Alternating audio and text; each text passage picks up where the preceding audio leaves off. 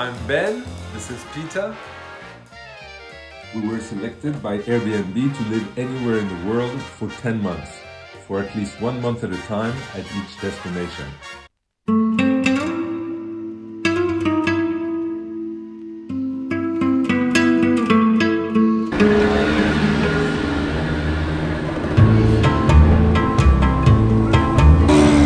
So this is a very picturesque entry. It's also the route of all the motorbikes. But yeah, there's the gate or the arch into the Medina.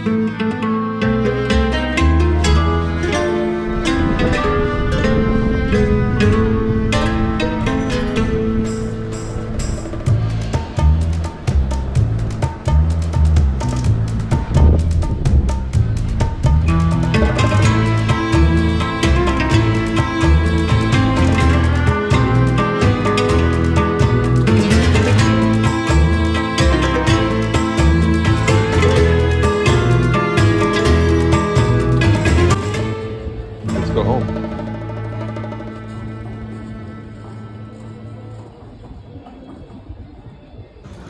I'm into my Casbah.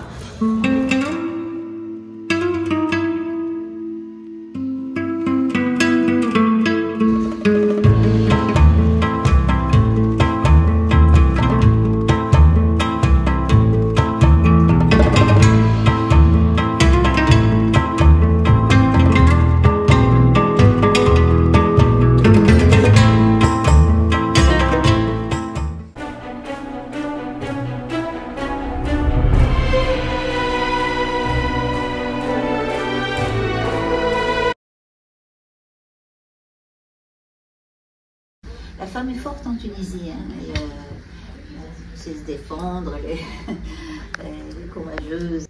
Et les pressions normales, traditionnelles, il faut se marier à tel âge, il faut avoir des enfants à tel âge, ça donne quoi aujourd'hui? Ça existe encore dans les campagnes. Dans les villes, maintenant, les jeunes sont plus libres.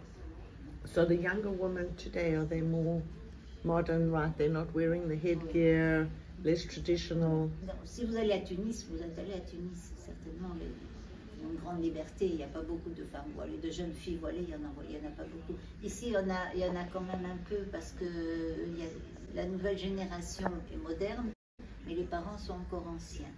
Et comme c'est une petite ville où tout le monde se connaît, souvent les filles sortent voilées de chez elles et puis elles se dévoilent quand elles sont dehors.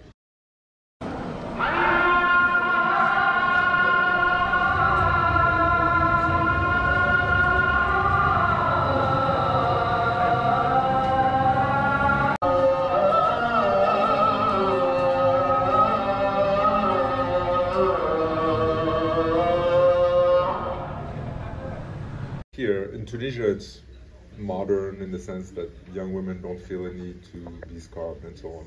Here, being still a more conservative town, young women feel the pressure, not that they want to be, quote, modern, but the parents are more conservative. So they leave the house all veiled, and then when they leave the house, they... And what's it like to be growing up here in Tunisia as a woman? It's hard, it's kind of hard because your parents are kind of difficult. They will, I don't know. Your parents? Yeah, my parents. In general, all the Tunisian parents, yeah. With what kind of things? Is it clothes or religion? Conservative. They don't let you go out, they don't let you see what life means. I mean, there's always rules, and it's not good. If I'm gonna do something bad, if any person will do anything bad. He will do it for sure. So if you tell him not to do it or you tell him to do it, he will do it. It's gonna happen anyway. Anyway, so just let him do it without being secretly, because that's how a lot of things get terrible.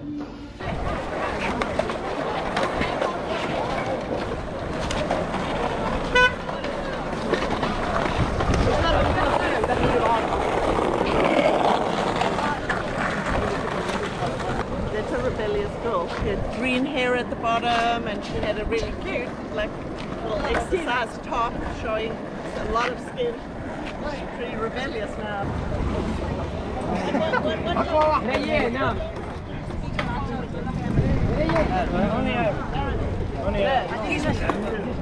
do you live? We all from different places.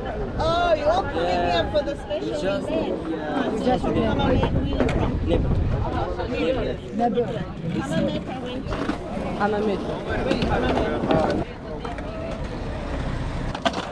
Also badass. Here, they're just doing the same things all the time, and they're not growing up or thinking about the future. They're just having normal things like marriage, live a life normal. But I don't want that. I want to go all over the world, do a lot of things, and that's it.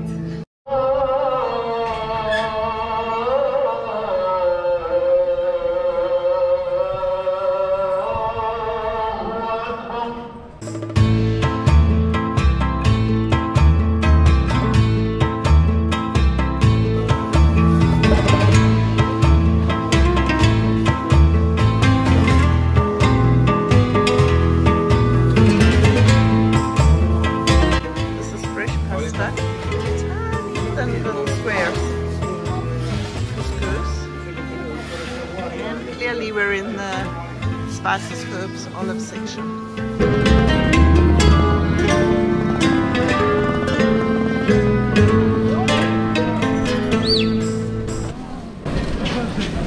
want to get some lettuce to make a salad later? Might be a good idea.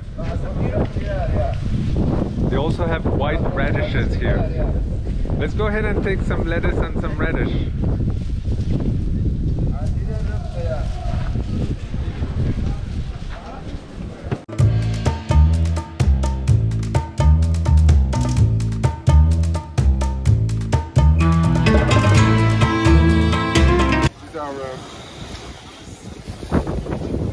Sun-dried figs. They're so good.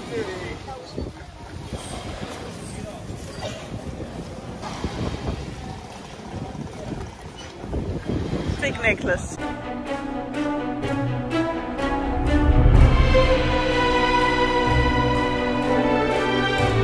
Tunisia was the birthplace of what became known as the Arab Spring. So the Arab Spring, if you remember it was like what, 10 years ago? Something like that? Exactly 10 years ago. It was in 2011 and it was the beginning of a widespread regional set of individual revolutions that sought to move from dictatorships in many cases to a form of democracy. The Western world leapt at some observations in 2011 at the beginning of the Arab Spring and projected that this was it, the Middle East was turning democratic. A rather naive understanding of how democracy works in the context of the Middle East. So let's go back to Tunisia. Tunisia is where the first revolution took place in 2011, and that's when the Tunisians had a popular revolt against Ben Ali, who was the long-term president / dictator of Tunisia. 10 years after the revolution of 2011, the Arab Spring is either a total failure or work in process. Now, if you think 10 years after a revolution means this is the equivalent today of being in Boston in 1786 or being in Paris in 1799. Democracy, as envisioned in 1789, didn't stop there, and after 10 years it was all done. It went through multiple rounds of rewriting of constitutions and priorities for the state until they reached the current state of French democracy. Likewise, the US went through an entire civil war that resulted in lots of casualties, right? So democracy is a messy business. After 10 years, it's fair to say that Tunisia is just at the beginning of whatever that movement to democracy means.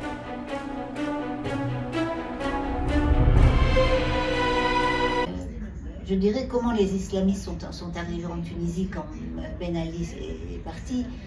Bon, surtout après, il y a eu 2 ans où il n'y avait pas de gouvernement du tout. Pas de police, pas de rien. Et puis il y a eu ces fameuses... En 2011. Oui, et puis il y a eu ces fameuses élections.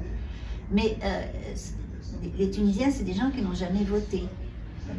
Ben Ali était réélu à 99% sans que personne n'aille aux urnes. In the Arab Spring in 2011, Tunisia took the lead, right, to go toward democracy. But this is not something that existed culturally. People did not go vote. Ben Ali, the former president, had been elected over and over and over with no democracy. So here now comes democracy. In Bizerte, where we are, when there was an election, there was combien? 110. 110 parties, political parties. Wow. So you can imagine. Non, les gens ne savaient pas quoi faire. Ils ne savaient pas ce que c'était ni la démocratie, ni la droite, ni la gauche. Et donc le seul parti qu'ils connaissaient, enfin la seule chose qui était rassurée, c'est le parti religieux. Et c'est comme ça que tout le monde a voté nazi. So what she's explaining, with 110 parties and no culture of voting, it was too confusing. The only recognizable brand was the religious Islamic brand. That's why they got elected. Ils étaient contents de pouvoir voter, ils pensaient que ça tout allait bien, et puis ils avaient confiance au parti religieux surtout. Ils disaient la religion c'est bien, donc ils vont tout faire bien. Et c'est ça, c'est un fiasco. So what's the deal here? So it's a restaurant, but you have to buy your own fish. So I'm going to go to the market to buy the fish, and then I'll come back. And then I'll come with you.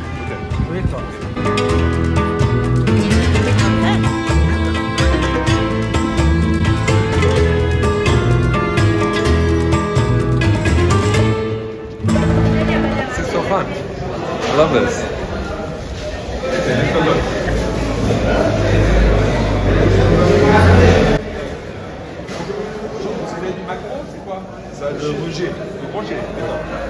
Sabine is looking for sardines. Ben loves this. Fish markets and meat markets are not my favorite place. There are a whole lot of dead fishes. Sardine.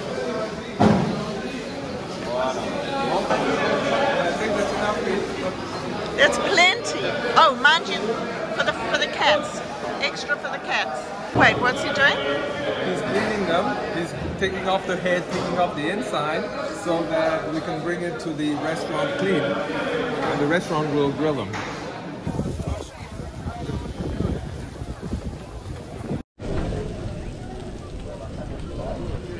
What is? So good. Yeah. Amazing. Just love the concept.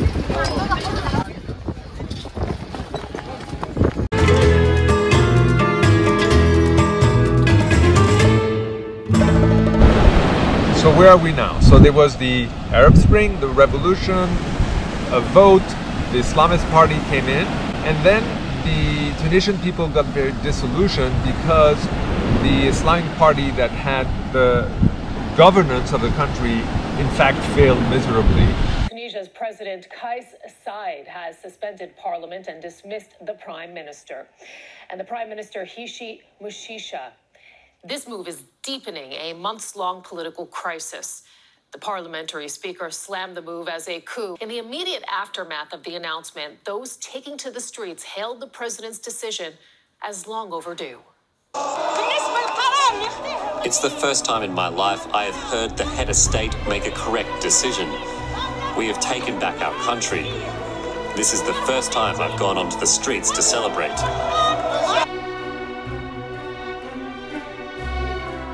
The president, who was just criticized for having made a dictatorial kind of move, proceeded to nominate the first woman prime minister of North Africa and the Middle East. Et politiquement, les femmes se sentent représentées. Oui, maintenant oui. Surtout avec le nouveau gouvernement où il a placé, je crois que la moitié de son staff est féminin. Ah bon? Oui. And the cabinet of this newly appointed female prime minister. This is recent, right? This is just now, 2 months ago. Includes 50% of the portfolio, the cabinet ministers who are women. This is a big deal in the Middle East / North Africa. And so the bottom line is the Arab Spring Revolution is not dead in Tunisia.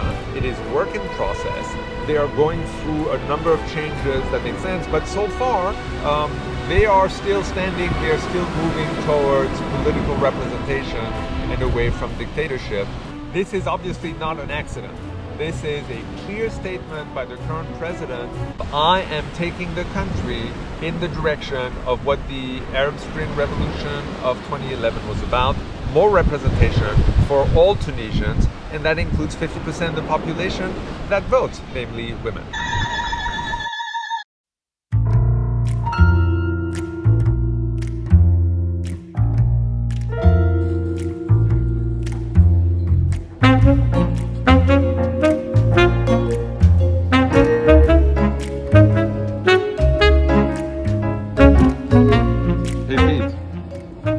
Just FYI, a lot more customers here.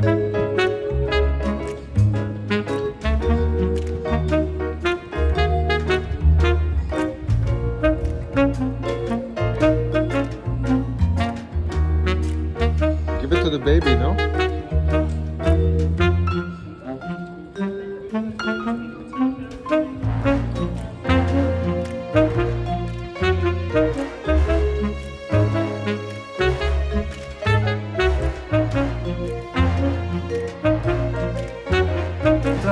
Dans tous les alentours de notre quartier, ils sont assez bien. Et c'est les voisins qui... les gens du quartier, les pêcheurs aussi. Beaucoup. Les pêcheurs aussi, ouais, ils donnent souvent leur butin. Et pour dire souvent les gens les plus pauvres.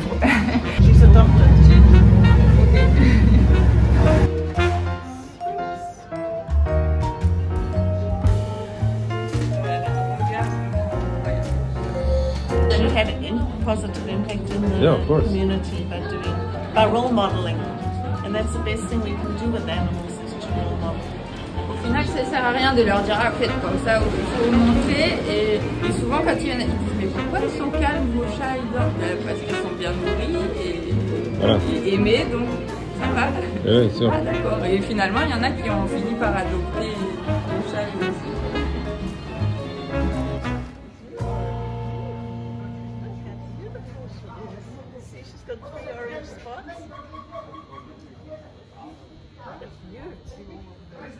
So you can tell that she's used to people.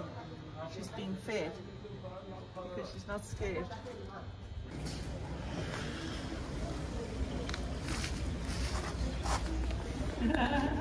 Can't wait to say hi to you then.